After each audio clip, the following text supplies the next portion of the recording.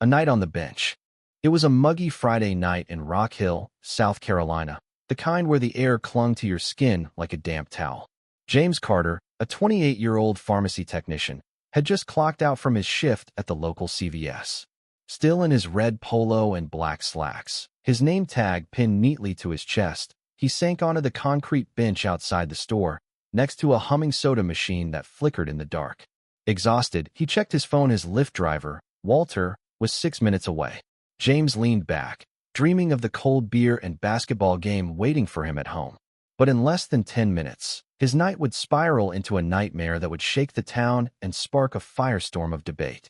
James had worked at CVS for 3 years, filling prescriptions, calming frustrated customers, and skipping lunch breaks to keep the line moving.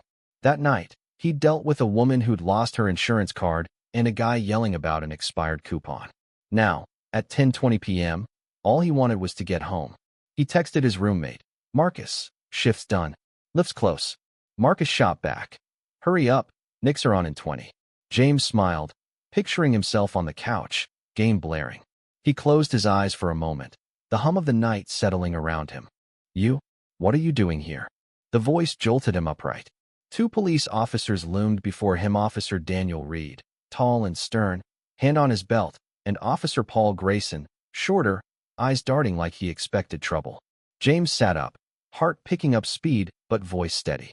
"Just waiting for my ride. I work here." He pointed to his name tag. Reed's eyes narrowed.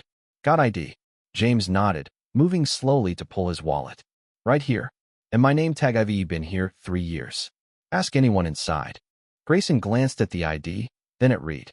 "We got a call," Reed said, voice flat. "Someone loitering, acting suspicious." James blinked, confusion creeping in. "I'm just sitting here. My lift's almost here." Reed's gaze flicked to James's phone, then back to his face. "You match the description." James's stomach tightened. "What description?" No answer. Reed stepped closer. "Stand up." James hesitated. "Why? I haven't done anything." Grayson's hand moved to his cuffs. "Sir, stand up. Now." The air shifted, heavy with tension. James stood, hands visible, heart pounding. "Can we talk to my manager? I just want to go home." Reed's voice was cold. "Turn around. Hands behind your back." The cuffs clicked shut. James's breath caught as the metal bit into his wrists. A couple leaving the store froze, staring. Sarah, a young cashier with pink-streaked hair, stood by the door, a bag of chips in her hand, mouth agape. "Ma'am." Back inside, Grayson barked. Sarah retreated, eyes wide. James kept his voice even. "This is a mistake." But the officers weren't listening. The parking lot felt like a stage, lit by the store's fluorescent glow. James stood cuffed, trying to stay calm as Reed held his ID and Grayson scanned the lot. "What did the call say?" James asked, louder now. Grayson finally answered. "Black male, red shirt, hanging around." James's jaw tightened. "So, I'm in my work uniform, on a bench where employees sit, and that's suspicious?" Reed snapped. "We don't make the calls. We respond." Just then, the automatic door slid open. Assistant Manager Tom Harper stepped out, clipboard in hand. He stopped dead. "What's going on?" Reed turned. "Investigation." "Step back, sir." Harper didn't budge.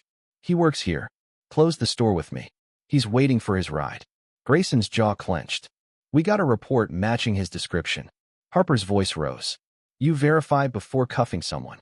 "He's done nothing." A few customers lingered nearby, phones out, filming. A woman in her 50s, clutching a bag of dog food, recorded steadily, her face grim. James caught her eye, unsure if he felt grateful or exposed. A silver Honda pulled up, a Lyft sticker on the windshield. The driver, Walter, a grizzled man in his 40s, rolled down his window. "James? That you?" James raised his cuffed hands. "Yeah, that's me." Walter frowned. "He's my pickup. Works here. I get him couple times a week." Reed's face tightened. Grayson radioed dispatch. "Confirm employee, James Carter, DOB November 15th, 94, at this CVS." The silence stretched, sharp and unbearable. Dispatch crackled back. "Confirmed. Employed since 2021. Reed unlocked the cuffs, voice stiff. "You're free to go." James rubbed his wrists, red and sore. "That's it. Nothing else." Reed avoided his gaze. "Doing our job." James's voice cracked. not with anger, but exhaustion. This was your job. Grayson was already walking to the cruiser. Harper clapped James's shoulder. You okay? James nodded, but his chest felt heavy. I'll manage. He grabbed his backpack and slid into Walter's car. As they pulled away, he saw Reed watching from the cruiser. No apology, no regret. But the phones in that parking lot had captured everything, and by morning, the world would have plenty to say. At home, Marcus was yelling at the TV, a beer in hand. Man, where you been? Nicks are choking. Then he saw James's face. You good? James dropped his bag, sank onto the couch, and stared at the red marks on his wrists. Cops cuffed me outside CVS, said I was loitering. Marcus's jaw dropped. In your uniform? With your name tag? James nodded. Didn't ask me nothing. Just cuffed me. Marcus shook his head. They apologize? James gave him a look. Marcus muttered, figures. Marcus scrolled his phone. Yo, this you. He held up a Facebook video shaky footage of James in cuffs, Reed and Grayson on either side. The woman filming spoke softly. He works there. I've seen him before. This ain't right. The post had 1,200 shares. James watched, his stomach churning. That's me. On the internet. He grabbed a water from the fridge, staring at nothing. Marcus asked, You gonna post about it? James didn't answer. At 2 a.m., he opened Instagram and typed, 3 years at CVS. Tonight, I waited for my Lyft in uniform. Cops cuffed me, said I fit a description. No questions. No apology. I'm okay, just tired. He hit post. By sunrise, the post had 4,000 likes. Comments flooded in's hawk. Anger, stories from strangers who'd been through the same. A local news station messaged for a statement. Incident involving an employee, that's what CVS called it in an email to staff. No apology, just we're reviewing. James's phone buzzed nonstop messages from neighbors, old classmates, even a woman in Oregon. I don't know you, but this was wrong. Keep talking. Harper texted, Media's at the store. This is big. The CVS parking lot became a circus. Reporters swarmed, cameras angled to catch the store's logo. National outlets picked up the video, now viral on Twitter and TikTok. James took paid leave. Harper's idea, a quiet gesture of support. But James couldn't shake the memory of Sarah freezing by the door, or the woman filming, or Walter's stunned face. Most of all, he couldn't forget saying, I work here, and the officers looking through him like he was nothing. On Sunday, James answered a call from reporter Lisa Bennett, a Charlotte journalist with a calm voice. People want to hear you, she said. You say as much or as little as you want. James met her at the library, neutral ground. He told her everything: the shift, the bench, the cuffs, the silence on the ride home. You don't sound angry, Lisa said. James paused. I am. But it's the kind that sits with you. Makes you ask why they didn't need a reason. The interview aired that night, 3 minutes that hit like a punch. Comments poured in. This is why we need reform. He was so calm, and they still cuffed him. Behind the scenes, something bigger was brewing. The CVS became a symbol, no longer just a store, but a flashpoint. James hadn't returned a couldn't scan prescriptions like nothing happened. The police department's statement, officers followed protocol, felt like a slap. Reed and Grayson were still on duty, no consequences. But messages kept coming. A woman named Karen wrote, My son went through this. We didn't film. Thank you for speaking. Another, quiet doesn't mean guilty. Then the police department emailed, offering a meeting to listen to concerns. No apology, just words. James ignored it. But a woman named Rachel, from a local mutual aid group, reached out. She was planning a town hall on police community relations and asked James to attend, not to speak, just to be there. He went. The room was packed: teachers, teens, a nurse in scrubs, even Grayson, standing stiffly in the back. People shared stories of being followed, stopped, judged. Then someone asked, Is James Carter here? James stood, voice steady. I came to listen. But I'll say this. I never thought sitting on a bench would make me explain who I am. I was calm, cooperative, and it didn't matter.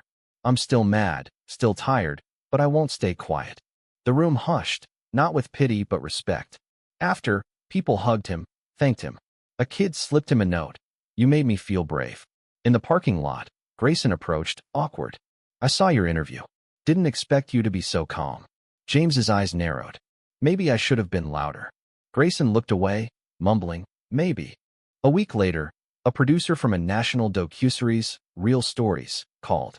Emily Torres wanted James's story, not for clicks, but for depth. They met in a small studio, and James opened up not just about the cuffs, but who he was, a guy who loved basketball, who worked hard, who felt invisible that night. The episode aired and exploded. His line, "I've never been arrested, never late to work, but I was just a body in a red shirt," became a rallying cry. Invitations poured in, colleges, churches, even police training seminars. James spoke at a Georgia police academy, not with anger but honesty. He told cadets about the bench, how assumptions turn people into threats. Some squirmed, some nodded. One cadet said, "I didn't get it until you spoke." CVS updated its policies, quietly ensuring better coordination with police. City council members called, offering support for forums. James didn't want to be a symbol, but he became a voice, clear, steady, undeniable. Months later, James stood before a community college in Alabama, sharing his story. He wasn't an activist, just a man who'd been wronged and chose to speak. He worked part-time at a small pharmacy now, grounding himself. At night, he wrote a blog, bench notes, sharing reflections. "They cuffed me for sitting still, so I'll speak while moving forward." Teachers used his words in classrooms. A cadet in Tennessee called, saying his video changed her training.